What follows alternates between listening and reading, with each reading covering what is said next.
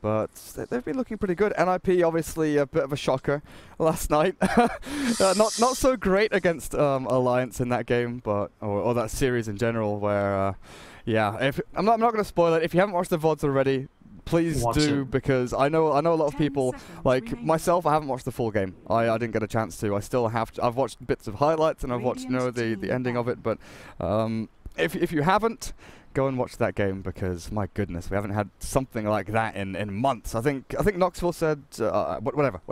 We'll go back to this game. Complexity, Ninjas in Pyjamas, Gyrocopter, Clinks both banned out. Now NiP, they've got the makings of some pretty good wombo combo here. I think Winter Wyvern, for Seal Kid would be pretty good for the Darkseer Queen of Pain combination. Then Complexity Chasing Power is what they're looking at so far. Tusk Snowball, Remnant has Ember Spirit has mobility with his Remnants, his Slight Chains. And interesting. I know MJW has been playing, a bit of Beastmaster, a bit of Nature's Prophet here and there, so decent ban out. But NiP, no Wyvern, Spirit Breaker, so they're going to go for a bit of chase themselves. I was actually surprised to not see the Wyvern being picked. I mean, it was completely untouched in the ban stage so far, or the banning phase so far. And it's like a very high-valued pick, right?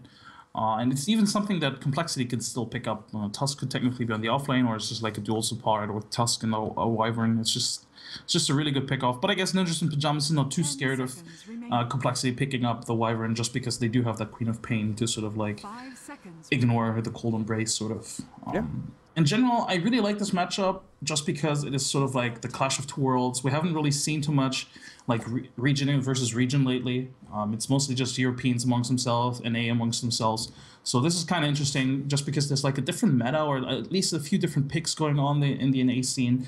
NA teams usually love, for example, the Ancient Apparition. Yeah. And Complexity is one of those teams. And I think AA is always a good... I'm a really good big AA fan. I think it kind of works well with the Ember Spirit. I mean, it's a really good combo. I think we saw it last night from Vega. They ran it, you initiate with the initiate with the Ember Spirit, hold somebody in place, and then AA blast them down. So that's technically a good combo, but they go for the Crystal Maiden first. Oh, most certainly. I was going to bring up the AA myself, and we don't have the lawnmower factor. We don't have the Darkseer, Iron Shell, Ember Spirit, Flame Guard, and Ice Blast flying across for coL. But Crystal Maiden, with that aura, give a bit of mana sustain across your lanes. Tusk really does value that quite heavily, and I think Tusk towards the off lane here could definitely work out for them. Ember Spirit does decently against the Darkseer, to be honest, with Flame Guard and an early Quelling Blade with Poor Man Shield. You tank through the creep waves. You do decently that way. Okay, NiP, Bane Elemental. So Fiend's Grip, Nightmare. You've got additional lockdown here for Ember, but you don't have that kind of team fight starter, right? Maybe Spirit Breaker charges in, gets another strike down. It's all a little bit finicky, though. There's no guaranteed, right, we're going in now until Darkseer gets Blink, until they get some items up and definitely levels on your Spirit Breaker. So would you like to see the Spirit Breaker in a support role, or maybe towards the offlane? It kind of has to be support at this point, right? I mean, you have the Darkseer, you kind of already committed to running him on the offlane. Sure, in olden times, you'd see Darkseer being run in the jungle, sometimes even mid, depending on the depending on the matchup. But I feel like Darkseer is just too strong to not run him on the offlane right now. And I feel like a Spirit Breaker does I mean, I talked about it yesterday. I think there's a lot of benefit to running a Spirit Breaker as a support, just because you're not bound by lane. You can charge more freely because you're not really like in this like state of mind. Oh, if I stay here in the lane for like a few more minutes, I get more XP. As a support Spirit Breaker, you really don't mind that. Oh, we talked about push. Yeah, we definitely were. The timing push, Complexity, Death Prophet. Now, I've seen this hero pop up a couple of times in FPL. The NI guys have started liking her again, with Octarine Core being a very popular item, reducing the cooldown of that ultimate and giving you the lifesteal back as well from, Crypt Swarm is a ridiculously strong, spammable nuke, honestly. You get so much regen back from it, it's pretty ridiculous. But 10 seconds how do we end up laning this? Death Prophet, sure, against mid. I guess she does okay against Queen of Pain. The fact you can just spam out the waves and control equilibrium that way. Crystal Maiden will give the mana for the Crypt Swarm spam as well, so you're not too down on the mana pool either. Now, banning out the Anti-Mage I think was vital there. Just the fact that DP does have a decent mana pool and runs out of it pretty quickly once she's thrown out a couple of spells. So, Ninjas in Pyjamas, what are they left with now for Era? That's actually a good question. If you look at the bans, a lot of like 4 of these 5 bans were directed towards Era. The Alchemist, the SF, the Klings, the Anti-Mage, they just realized that Ninjas in Pyjamas, their biggest strength is playing around Era and his heroes. I mean, all the respect towards all the other 4 players, but Era is definitely the standout player on that team, maybe like coupled with Jonas a fan.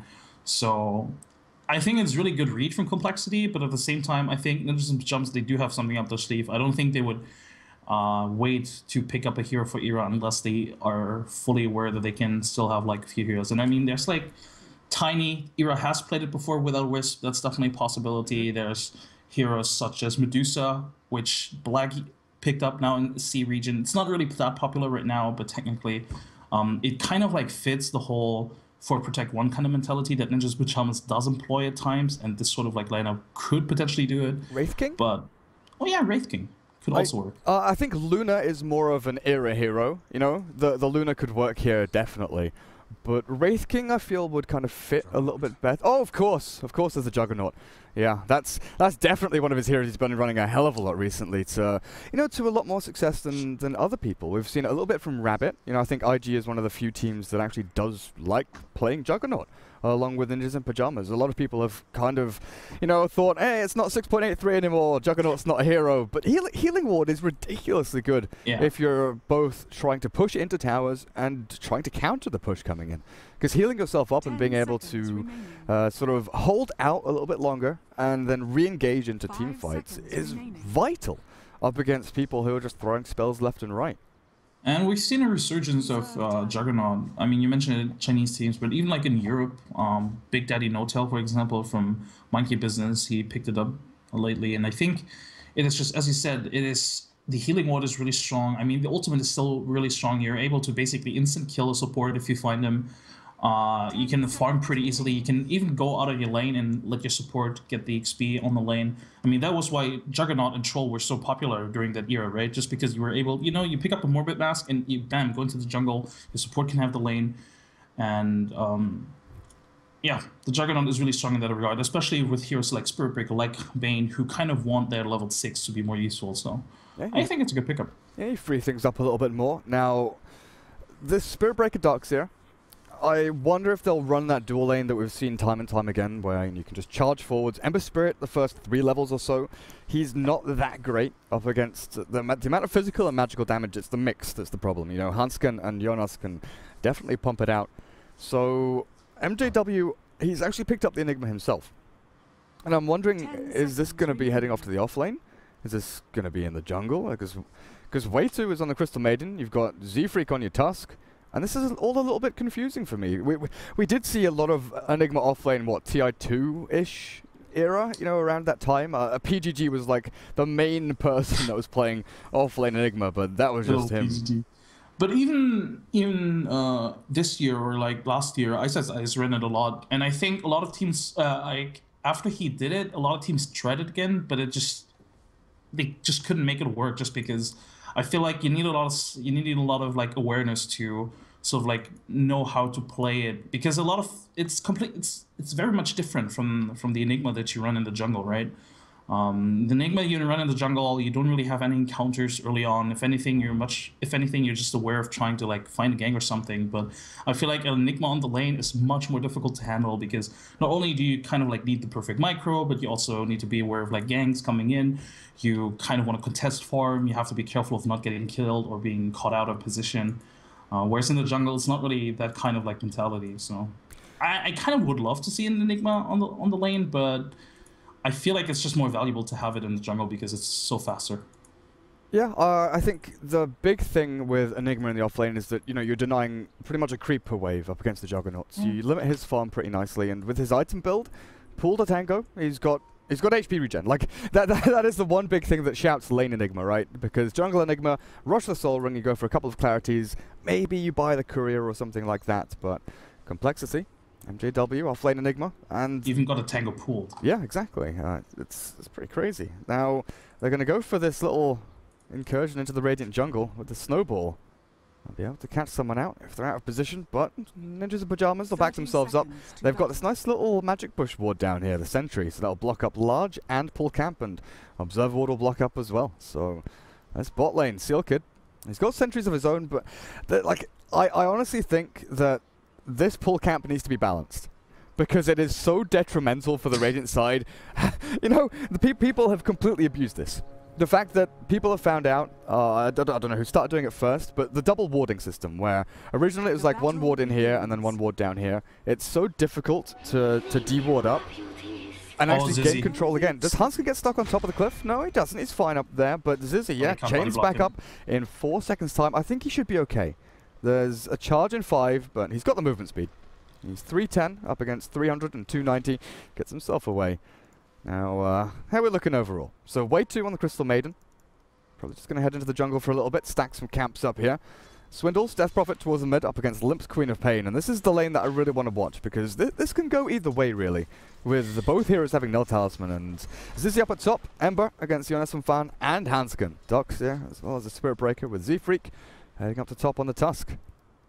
Quite frankly, it is already annoying to play against the Darkseer lane if you're Ember, or any melee hero for that matter, but playing up against the Spirit Breaker as well, especially if your support is also melee, right? I mean, yeah. if you had a ranged support, say like a Dazzle or something that can continuously harass one of those, or could even like help you sustain in the lane, that would be okay, but this is definitely a horrible lane for the Ember Spirit, and I expect Hanskin and Jonas to definitely win this lane.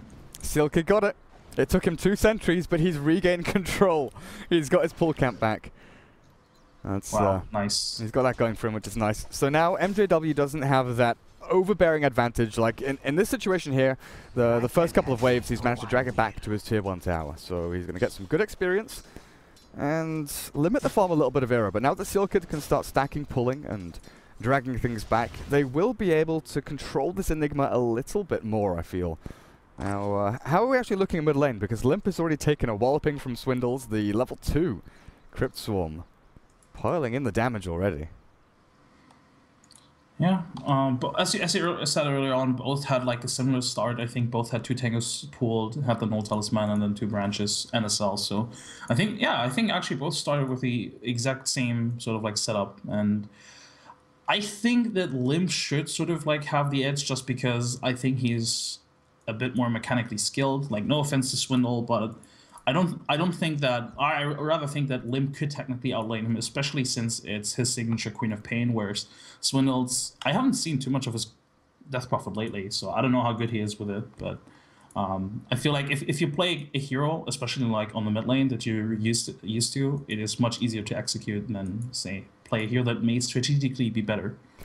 See, I'm in 2 minds about this. Like, half of me says what you just said there, and it's like, yep, signature hero. You've got the experience behind you, the familiarity with the hero, but then there's the lack of familiarity maybe with this laning matchup. The fact that in competitive games you haven't had to play up against a skilled player on Death Prophet in a while. You're not used to the cooldowns, the mana cost, the kind of thresholds of where you can kill, where you can get away, all of these little nuances that you need to know, especially for the middle lane in a 1v1 vacuum. Because right now, there isn't going to be much rotation from the supports. You could see the Spirit Breaker charging down, you could maybe see a TP in from the Bane, but Queen of Pain likes to go on the aggressive early. With a 1 point in Shadow Strike, you want to be jumping forward and trying to zone out that enemy hero, but you look at the base damage here. Queen of Pain is not far ahead of the Death Prophet, and the Death Prophet already has a massive advantage in terms of nuke power over her. Limp has to use the salve already, whereas Swindles, he's running a little bit low on mana, but he'll get his bottle soon, and that'll even itself out. So I think that Ninjas in Pyjamas may have to switch things up and put a little more focus on this Swindles Death Prophet in a while. Yeah. Looking at the bottom lane, and this is where I think the whole Enigma offlane kind of thing may or may not be as good as you kind of want it to be. Yeah, sure, he denied 4 creeps because of his demonic conversion, and I think he even denied 1 just like that, but I mean, Era is just completely out farming him. We're just like completely outplaying him even. And once Sealkid actually has like access to that pull camp again, which is going to be like in 30 seconds, I feel like, as you said earlier, like they're going to be able to contain and control MJW in this lane. And I mean, the good thing about this is you can still rotate into the jungle if things go really badly, right? If things go really badly, you can still go into the jungle, farm up there. You're going to catch up really easily. That's why heroes like Sand King, for example, or even Darkseer at a certain time were so popular in the offlane, just because they could always rotate back into the jungle if the offlane didn't go. Yeah, Bat Rider as well. Like, Yeah. I think the biggest one was Bat, right? Just go into the jungle, farm up the camps, and get yourself Blink. But I think Bat was more of a, once you hit level 3, you go back to the jungle because it's easier to farm. You know, you've got the efficiency. But Enigma, he's actually, like, this is something that I forgot to point out as well. Off-lane Enigmas, we often saw them go for the boots first, if you do plan on staying in lane.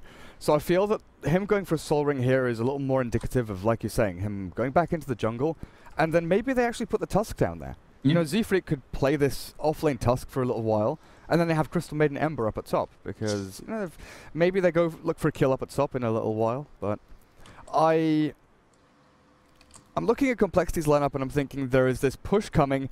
It's inevitable, right? Once the Enigma gets up to like level 5, level 6, the Death Prophet hits into like level 7 or 8, depending on her skill build. Because we never used to see the Exorcism come out at level 6. It was always, the majority of the time going for like a 3041 build or a 4041 build, where you get your max Witchcraft to get the most potent ultimate you can as quickly as you can. But maybe with the changes to the ultimate, you know, they've kept adding the spirits, they've kept buffing it up little by little, even with the cooldown just being slaughtered completely over a number of patches. I'm interested actually to see where he goes with it. It's actually kind of funny how Ice Rock just over several patches just kept buffing those exorcism ghosts. I feel like at some point the initial amount of ghosts were like, I don't know. Actually, how many are there in the beginning right now? I don't know. 8? Is it 8? Yeah, I think 8, it's 14, 8, yeah. 21. But yeah, I feel like he just, every patch there's like an additional ghost just sneaking in. I'm pretty sure it at some point just started out with like 5 and now it's like 8. So yeah. Yeah, because after TI3 it was like TI4. It was like, okay, right, we killed Death Prophet, screw that hero, put the cooldown up to 135, then it's still too strong, up to 145, and then slowly but surely he's just been sort of, you know, twiddling his thumbs thinking, we killed her, we've got to bring her back to life somehow.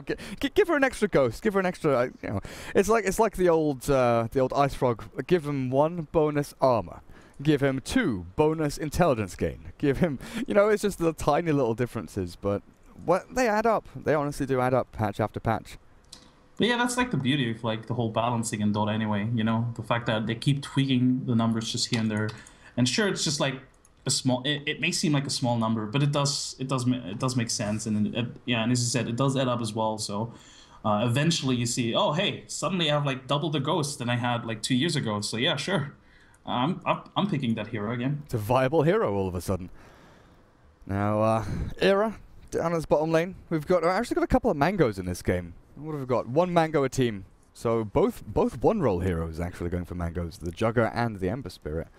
And this has come about mainly, I feel, because of the little buff in terms of gold cost of the mango. Because I always saw this item as being almost solely for offlaners, or being for like roaming supports that needed that little burst of mana to turn things around. But now it's more of a laning tool.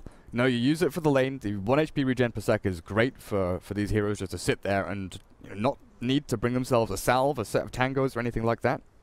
But also, if you need that little bit more mana to go for the kill, go in for the extra Searing Chains, the extra little spin out from this Juggernaut, because his mana pool is pretty poor, and his skills can get a little bit mana intensive. With the Healing Ward, it got changed from, I think, 90 mana at level 1 to 120. That's a pretty big nerf over on that Juggernaut. But we're back into the game, resuming things back up, and MJW, you have to keep these Eidolons alive. They are your laning hope. Keep them up and running. Because Era, like you mentioned, is doing pretty well, 6 and 3, and now they can start controlling this pool camp. As long as it isn't blocked, I don't think that these sentries block it up. Like the camp is sort of this sized. Yeah, it should be. It should be good. Oh, what? Got it. I think that's the sentry on the right then. Yeah, I think the left one is fine. I'm pretty certain that left one is fine. Yeah. Oh, Steel Kid has to be so mad. Like, I'm pretty sure he realizes now that it had to be his own sentry. Wait, because there's no way they... Yeah, it had to be. There's no way... I mean, yeah, it had to be. I mean, he wasn't even there. It's his own sentry, but I'm starting to think if it's the one on the left now. Maybe it's... Because it's a really weird shape, this pull camp. I'm not sure if it's the one on the right. Oh well, he blocked it up. Things have gone wrong. Seal Kid gonna be a little bit upset with himself. I'll have to deal with it somehow. They have double Iron Shell. Oh, they do up at top. Good chains out from Ziz though. Holds them out. And Z-Freak. This Tusk getting into level 3 pretty quickly. But they're just here trying to defend this Ember Spirit. There's nothing they can do for the next, 30 seconds, minute or so to actually get up in the face. Okay. What? Frostbite onto the Ion Shell creep. That's, I mean... they're holding the lane there, honestly. That's lane equilibrium held. And the charge towards mid. Ion Shell up to Hanskin as he charges forward. But look at the positioning here of Swindles already. Oh, they're actually going in for this. Nope, TP comes in. Frostbite, no, it's the Snowball. Snowball and Shards, this is a kill. Hanskin, the Shards don't block him in. Swindles can get another Crypt Swarm out, but it's too far away. And Limp, good damage back onto the Death Prophet. But if those Shards had kept Hanskin in there for another half a second, that was a kill. I mean, if that was NiP's plan from the beginning, like calculating the fact that Hanskin is definitely going to survive despite a TP rotation, I guess that's cool, but that was a weird charge. I mean, the charge itself was okay, apply a bit of pressure, maybe if it was like a rotation, but that's when you like cancel the charge like right before you actually landed, right? Because he not only charged into the tower, but also into the creep wave. So he kind of should have died, but things went okay for them. I kind of gave a bit of space to the top lane for complexity. And Jonas, oh, he's dead. Is he? Is this another? Oh, he doesn't have slides. Surge gets him away. And this is, by the way, this is coming back to the fact that this was like a tri-lane for like the first 4 minutes, basically, because this is only level 3 Ember Spirit. Yeah, a little bit down. Now, Era is doing an amazing... Oh, God. The hasted Bane goes in towards middle lane. Finds the kill over on Swindles. I was looking down at bot lane because Era just killing off Eidolons. Like MJW keeps losing one after the other. Look at this. Era sees he's used Eidolons. Demonic Convergence popped. He runs straight forward towards them because he knows that for the first couple of hits, they're not going to duplicate. They're not going to bring little buddies back up from themselves. And he can get in there with his Quelling Blade. He's got good damage. I think he 2 hits them. And they just melt. Yeah, and I'm not entirely sure if this Enigma here is really doing the best job in terms of like keeping Era down. I mean, yeah, sure, he keeps denying his own. All the body blocks. The body blocks up at top are real, and with the Iron Shell, the bash. Okay, Anskin. There we go. Gets in there. Get away to? If he gets more bashes like this, oh, the shards! Z-Freak saves his teammate. He has a charge though. Oh, he's not gonna go for it. Maybe now. No. I mean, bo2 is there with Frostbite, and actually this Crystal Maiden is level 4, and they've got Snowball as well, so it's a little bit risky getting in there. And, like, maybe you get the kill, but escaping isn't really going to be a possibility. 17%, man. I thought they fixed this with, like, the pseudo, whatever, RNG. I thought this was not supposed to happen again. Oh, please. Now, I'm not dropping frames, but over on my Twitch preview it looks a little bit laggy. So if you are experiencing lag, guys, that's over on Twitch's end, and I'm not over here. So yeah, apologies if that's happening, but nothing we can do. Era, 3 hits on the Eidolons, there's 1. MJW gets the stun out, and Era's trapped under this tower a little bit. Creep Wave is still around, so he should be okay to run himself back, and yeah, you're right, Snowball forward, Limp. The DD Rune Hanskin, he is dead with the on-shell on him. He still can't get through that little gap in the trees, so Swindles gets himself a nice little kill there. Now, how much of that stack did NiP actually take? I'm pretty sure they took all the big ones. They used not only the Iron Shell from the Spirit Breaker, but also a DD on Limp, so they took a big amount there. Oh, Limp has Sonic Wave. And with that DD still up, they turn back to fight him. Frostbite there, the damage is right there from Complexity. The Queen of Pain, a little bit too big for her boots. Meanwhile, down the bottom lane, MJW is nightmared up, and Era, he's got the spin. Nightmare's taken back by Seal Kid, but it'll be fine. I'll get the kill. And they clean up the Eidolons as well. Gold, gold, gold. Free money. I'm gonna take your mama and you as well. I mean, look at this. Family slaughtered. Era's on 42 last hits. Like, fair enough. Limp has 38, but a bunch of them, like you said, are from this creep camp over to the Dire side. But Era's been killing Eidolon after Eidolon, and with a catapult, they can try and take this tier 1 tower. bo2 is here and ready to defend, and I wonder if they'll TP in a few more people. But like I said, Swindles, it looks like he's going for the 4-0-4-1 build. You know, you're stacking up your Crypt Swarm as well as your Witchcraft to get that Exorcism a little bit stronger. Yeah, the silence, I mean, it's nice, but at the same time, early on, it's not that effective. I mean, the cast animation is awful, let's be honest here.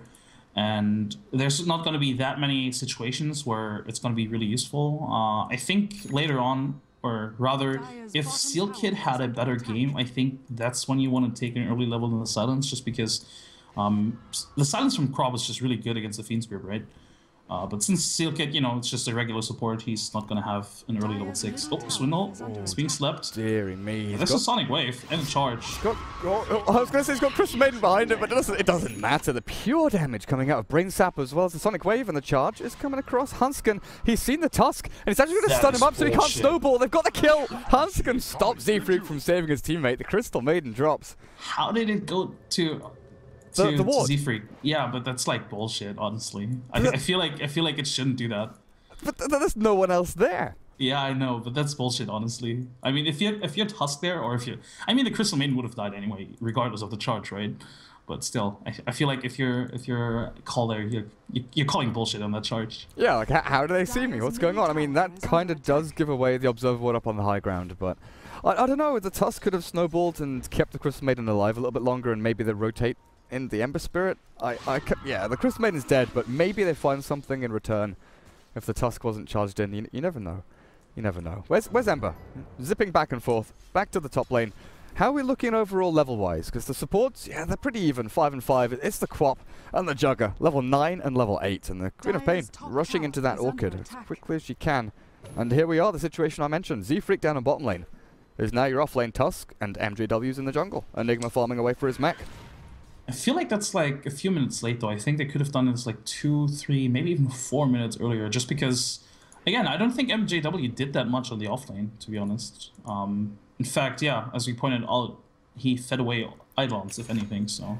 He reverse played it. You know, the Enigma was supposed to deny creeps and stop Jugger getting farm, but it worked the opposite way. He gave him more farm with the Eidolons. Yeah, he's too quick on his feet. With the phase boots, he just gets himself away. Hansken. Oh, he's in no man's land, but they have no vision on him. I think they saw him there. Daytime and the long vision across the ridge. There's no way of chasing him down. So MJW jumps from jungle to lane, and where's he going now? Back to... Oh, he's going to Ancients. Farm Ancients with Enigma. There we go. One of the few heroes that can this early on. You know, Venomancer, Enigma. Just get your little creeps out. And take them down. But take a look at this. Ninjas in Pyjamas, they're ready. They see everything. And with the tower pushing in heavily from Era, we've got Glyph. Oh, the charge is coming in. Yeah, they're going to Glyph, but it's all too late. MJW's level 7. He's got a black hole, but it's good timing. NiP, they take him out. Honestly, with the Death Pulse down, Midnight Pulse. I'm going back to Warcraft 3 terms. With the Midnight Pulse down, the black hole there, then Tusk, Snowball. They could have turned that, I feel. You know, Death Prophet TP's in, and they take a good fight. But the fact that Limp has that Sonic Wave, he just throws it out at the last second saying, "Nuh-uh, not happening, nope." I'm wondering if maybe they could have baited it out and let him black hole and then killed him. And that would have been crushing. Middle lane swindles. Yeah, he's found. He doesn't have the phase boots drum's movement speed. The Snowball, not going to pick him up, just trying to stall out this play from NiP. But Era comes in with the swipes and slashes, and that's it. coL, 2 heroes down. That is brutal. Very unfortunate from Complexity that during that tower push from NiP down bottom, they couldn't really capitalize on it just because Swindles was in the jungle. Usually when you see tower pushes like that, how you react is just like, especially since they killed the Enigma, what you do is just like push the other 2 lanes, right? You have Ember Spirit or you would have Ember Spirit and Death Prophet pushing the other 2 lanes, but Swindles wasn't in position, and Zizzy's Wave also wasn't in position just because Jonas Van is just so annoying with those Iron Shields. Oh, Era. He's got his Yasha nearly done. And this is one of the great things about Juggernaut, is that he starts peaking very early on. Zizzy, there's a Fiend's Grip. He's got it. Just out of tower range as well. Okay, right, 2 seconds remaining. Zizzy, if you got a Remnant, are you going to jump somewhere? No, you're not. Hansken comes in. Black hole's ready. MJW's fast. Hansken, what are you freaking doing? Honestly, turns back and destroys the Enigma. Now Z-Freak's caught with a Nightmare as well. Way too. You've got no freezing field, no way of stopping this. A Snowball maybe can hold yourself out of this, but in comes the charging Mad Cow, and Z-Freak's dead. He snowballs at the last second. Limp, the Remnants jumps forward. They find the kill, and in comes Swindles with that Exorcism. Ghost flying around. They turned it. 4 dead. Even with a buyback from Ember, I think that's worth it for Complexity just to get themselves back into that fight. Oh, Hansken, you bashed. Yeah, whoever bashed, made but that- in the whoever end. made that call, whoever made that call to buy back on the Ember Spirit and to go for this fight, he's a genius, because realizing the fact that, hey guys, we can actually burst them down because the Ember Spirit, like they blew everything, right? So we could just burst them down. So yeah, it was pretty good. And if you're MJW, right before you die, like in your head it's already like We Are Electric playing, because you know, oh, this is like the 4-man black hole, and then He didn't even use it though. yeah, but it would have been there. Exactly, that's the thing. So Like, close. this is what everyone talks about. Like, someone really famous and professional at Dota said it. You know, it's the threat. It might have been Puppy. You know, it's the threat of the black hole. Just the threat of that big AoE ultimate is in the back of your mind. Just like the Magnus RP, the Tidehunter Ravage. One of the biggest reasons why, you know, these heroes are frequently picked up in big LAN events is because of that threat. Knowing you've got this ability that can turn the tides in a team fight with, you know, one button press. It's scary as all hell. It's the fact he didn't use it there, though. I mean, that could have been glorious. Mid lane DD, yep, Hunskin. You're going to bash it. Oh, no, Limp is going to scream him down. Goodness gracious me. They can't really afford these kind of kills, especially since there was like a ward. It scouted at Hunskin. Zizi was fully aware that Hunskin was sitting there. I don't know. It was a bit too sloppy, and yeah. Hunskin, honestly, he's been doing so much. He's setting up another kill top. Actually, he's just gonna get him himself. Is he? Nah, he needs Jonas. Who's killing it though? Iron Shells? No, Hunskin is what, 4-2-6. This Spirit Breaker is winning the game. Again. He wants more. Oh god, Enigma died at bottom lane. But yeah, I'm looking towards mid. The charge is still coming through. Limp doesn't have his ultimate and blinks away. So Hunskin gonna get told, don't go in for this, don't dive too deep. How are we looking item-wise? Because I've had the net worth open for a while, and you know, 3 of the top, well, the top 3 are all NiP, but Death Prophet's not too far back. You've got Mech Arcanes on Jonas, so he's very difficult to kill, and they're actually charging up to Zizi again. He doesn't have a defensive remnant, does he? There's nothing that he can jump back to, but they still back themselves up. Bane Elemental, Arcanes, Hunskin, Treads. I mean, for a 4-roll Spirit Breaker, that's pretty good, having Treads 15 minutes in, you know? It's not too shabby. Support Spirit Breaker, right? Yep. I mean, and look at MJW. He's the bottom of his team actually in terms of net worth, and this is just how this like offlane Enigma. Again, I think Ice Ice, the way he plays it is like really good, and in theory it works out well. But I feel like you need to be able to play it. If it only works in theory, it's not worth it. I feel, and they maybe should have realized sooner. People are dying up at top. Crystal Maiden drops. Ember Spirit gets himself back to a remnant, just okay. Now, Swindles does have his ultimate up. Level 2 Exorcism. Oh, Full Witchcraft over on the side. The Silence. Orchid is there from Limp, and they can kill off MJW. The Black Hole still hasn't been used, and they won't get it either. Swindles. And take down Hunskin with spooky ghosts. 1-for-1 trade-off there, and honestly, you know, because of the Enigma being bottom of the net worth and Spirit Breaker being middle of the table, I kind of feel that's worth it. Even though the Enigma needs his mech. We're looking at, what, a 20-minute mech for the Enigma? This just isn't great. Especially when you think that Jungle Enigma can get mech brown boots by, you know, 10-11. I would have agreed with you if it hadn't been for the Exorcism that they popped to use it. Yeah. It actually just ran out, so they can't even use it to sort of like deal tower damage, so... In that regard, it definitely wasn't worth it. And in fact, there's another charge coming in. Sealkit is there, he has his Fiend Script. They timed this. Oh, the charge is still coming through. Vacuum back, and in jumps Limp. Sonic Wave across them both, it looks like. And they'll kill off Swindles on the front, and on the back, down goes the Tusk. 2 down for nothing in exchange. They don't even get the tier 1. Like, I was looking at that fight, thinking, okay, Exorcism for the Spirit Breaker, and then you push into tier 1. But they didn't get the opportunity. It just wasn't there for them. They didn't even need to use the Fiend Script. That's like how far ahead NiP is right now, just in terms of like items and experience. Death Prophet level 11 and Spirit Breaker level 9. I'm just pointing it out again. This Hunskin Spirit Breaker is definitely doing a lot of work, and I mean, interesting item decision from the Swindles coming out. I think it's more like a reaction towards the state of the game, going for the Rod of Atos. And generally, I don't think it's that bad of an item on a Death Prophet, but I feel like it's more of a defensive item in terms of like, oh yeah, I want to tank up a bit. I don't feel like the slow is really that good in this game here, but just because there's Surge, there's a Blink, of course, and Charge. there's also, yeah, Charge as well. So. That's the thing, there's There's Nightmare, Fiend's Grip, there's Spin, there's Charge, Surge, and Blink. It's good. I fully agree with you. I think it's like a desperation. Oh god, I need something that just pads out my stats that little bit. And what have I tossed? Maybe it's the way to go. You know, it could potentially. Oh, Swindles. Oh, Swindles. Yeah. Same reaction. Okay, who's gonna get the kill? Everybody. Era. Oh, I should have said it. Of course it's Hansken. Of course it is. 5, 3, and 7. The guy's getting every single bloody kill in the game. Now, Death Prophet could be going... Yeah, she is. Okay. See, Vitality Booster, I was looking at this and thinking casual Vit Booster. Go for the Octarine a little bit later on. Maybe a Heart, the kind of old school build where you go Yule's Vit Booster Plate Mail with the HP and the armor, and then you go for like a Heart Shivas. But now with Octarine Core, I think that Yule Scepter Octarine is probably the go-to build. Vitality Booster just for the raw HP. Keep yourself that little bit tanky.